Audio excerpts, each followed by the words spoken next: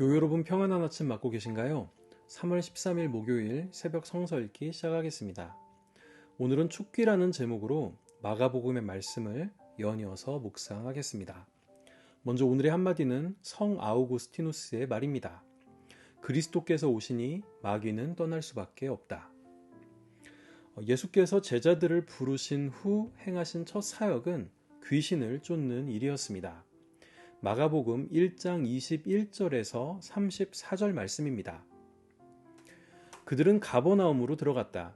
예수께서 안식일에 곧바로 회당에 들어가서 가르치셨는데 사람들은 그의 가르침에 놀랐다. 예수께서 율법 학자들과는 달리 권위 있게 가르치셨기 때문이다. 그때 회당에 악한 귀신 들린 사람이 하나 있었는데 그가 큰 소리로 이렇게 말하였다. 나사렛 사람 예수님, 왜 우리를 간섭하려 하십니까? 우리를 없애려고 오셨습니까? 나는 당신이 누군지 압니다. 하나님께서 보내신 거룩한 분입니다. 예수께서 그를 꾸짖어 말씀하셨다. 입을 다물고 이 사람에게서 나가라. 그러자 악한 귀신은 그에게 경련을 일으켜 놓고서 큰 소리를 지르며 떠나갔다. 사람들이 모두 놀라서 이게 어찌된 일이냐? 권위 있는 새로운 가르침이다. 그가 악한 귀신들에게 명하시니 그들도 복종하는구나 하면서 서로 물었다. 그리하여 예수의 소문이 곧 갈릴리 주위의 온 지역에 두루 퍼졌다. 그들은 회당에서 나와서 곧바로 야고보와 요한과 함께 시몬과 안드레의 집으로 갔다.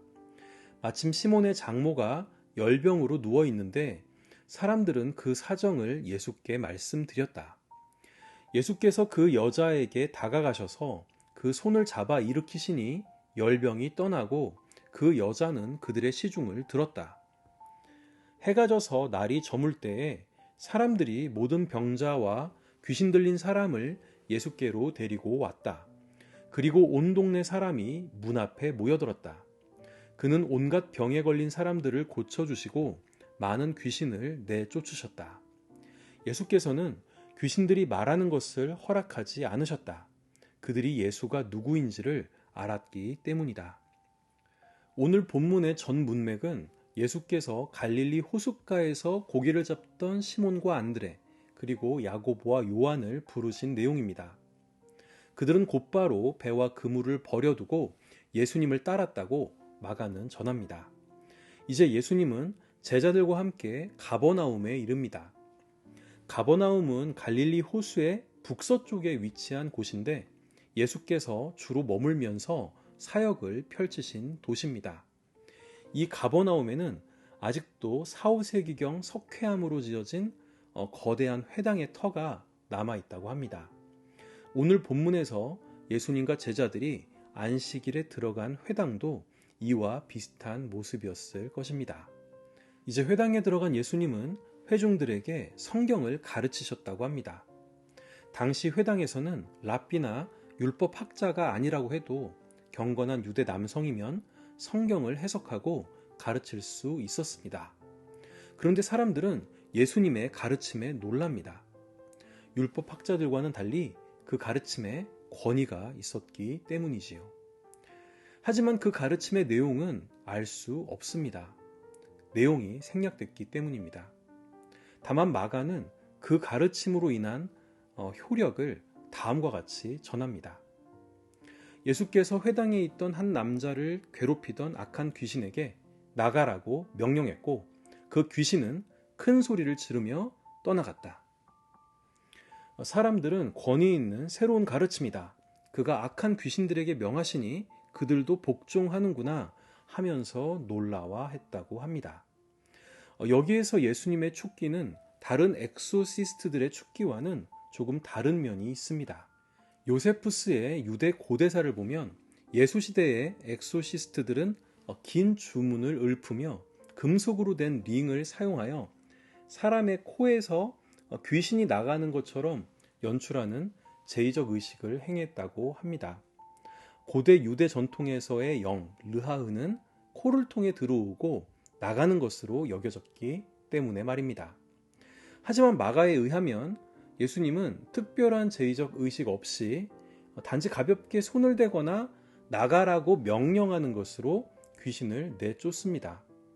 이는 우선 귀신도 복종하는 예수님의 권위를 강조하기 위함이었습니다. 더 나아가 예수님의 사역을 통해 귀신들이 살 수 없는 세계, 즉 하나님의 나라가 이 땅에 임하고 있다는 사실을 보여주려고 했던 것입니다. 이제 사람들은 갈릴리 온 지역에 예수에 대한 소문을 퍼뜨립니다. 회당에서 나온 예수님은 곧바로 제자들과 함께 시몬과 안드레의 집으로 들어갑니다. 그때 시몬, 베드로의 장모는 열병을 앓아 누워 있었습니다. 예수께서는 그 부인에게 안수를 하거나 기도를 하지 않았습니다. 다만 그 손을 잡아 일으켜 세우십니다. 그랬더니 열병이 떠나갔다고 마가는 담담하게 전하고 있습니다. 여기서도 예수님의 병고침은 매우 단순하고 권위 있는 모습입니다. 이제 병고침을 받은 시몬의 장모는 예수와 제자들의 시중을 듭니다. 새한글 성경은 시몬의 장모가 예수 일행을 섬겼다고 번역합니다. 시몬의 장모는 앞으로 예수께서 누차 강조하실 섬김의 도를 가장 먼저 실천한 자로 마가는 기록하고 있는 것입니다. 여기서 또 한 가지 생각해 볼 지점이 있습니다. 그것은 질병 상태에서 나타난 불평등입니다. 가버나움 회당에서의 촉기 사건은 그 대상이 남성이고 그 질환은 일종의 정신병이었습니다. 반면 시몬의 집에서의 병고침 사건은 그 대상이 여성이고 그 질환은 일종의 육체적 질병이었습니다. 질병이 발현된 공간적 불평등은 분명해 보입니다. 여자는 회당이라는 공적 장소에 출입이 불가능했기에 질병도 집이라는 공간을 떠나지 않습니다. 게다가 남성에게는 정신질환이, 여성에게는 육체의 질환이 나타난 것도 일종의 불평등을 암시합니다. 회당에 출입하는 유대인 남성은 육체 노동을 거의 하지 않는 조선시대의 선비 같은 사람일 가능성이 큽니다. 반면 가정에서 가사를 돌보던 유대인 여성은 늘 육체 노동에 시달렸습니다. 그런데 예수님은 이러한 불평등한 구조 자체를 질병으로 보셨어요. 그래서 마가는 이 두 이야기를 나란히 놓아서 불평등한 구조를 드러냈던 것입니다. 이제 예수님의 사역은 개인의 치유에서 군중의 치유로 확대됩니다. 날이 저문 시점은 안식일의 종료를 의미합니다. 유대의 안식일은 금요일 저녁부터 토요일 저녁까지였으니까요.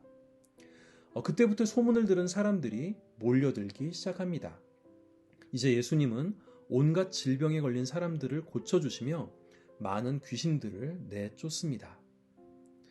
당시 사람들은 선천적 장애도 죄의 탓으로, 후천적 질병도 죄의 탓으로 돌렸습니다.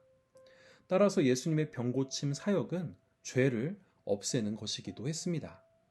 또한 질병을 탓하며 죄인으로 낙인 찍고 사회적 차별을 조장하는 불평등한 구조 자체를 치유하는 것이기도 했습니다.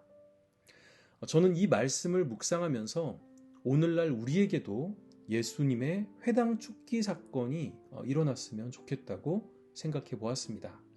특히 육체노동은 거의 하지 않는 높으신 고관대작들을 지배하고 있는 악령들, 다시 말해 국민들의 상식과는 동떨어진 기득권 카르텔 중심의 편향을 가진 탐욕스러운 악령들이 떠나갔으면 좋겠습니다. 함께 기도하겠습니다. 하나님, 우리에게도 예수님의 촉기 사건이 이루어지길 원합니다. 병든 이 땅을 고쳐 주소서.